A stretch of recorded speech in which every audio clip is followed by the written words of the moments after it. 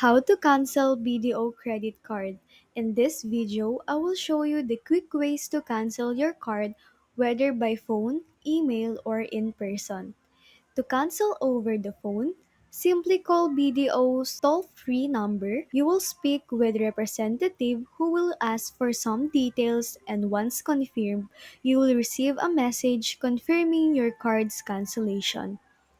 Another option is to send an email to BDO's customer service at callcenter@bdo.com.ph.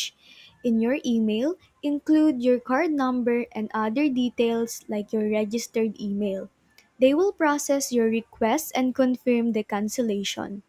Lastly, you can visit any VDO branch, go to the customer service desk, and they will help you cancel your credit card.